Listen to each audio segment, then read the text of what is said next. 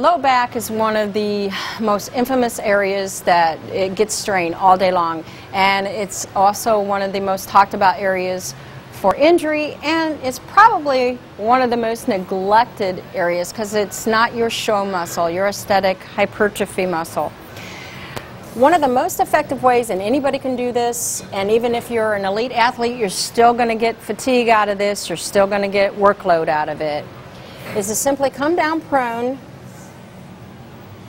and then just take a moment to line everything up. I'm going to have my hands on top of each other, and at first I'm just going to rest my head on top of my hands. If I need to, I can put fist on top of fist so I make sure I got my head in line with my spine. And the movement's going to generate right below the thoracics into the upper part of the lower back. And I'm just going to practice first by lifting one leg at a time.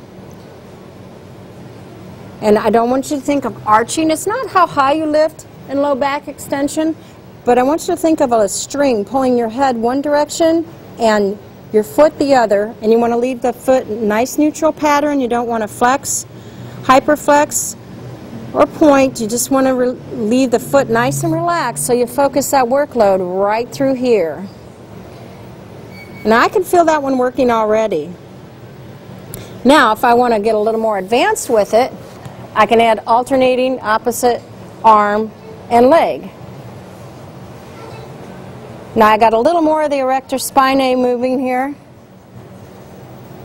along with low back extension.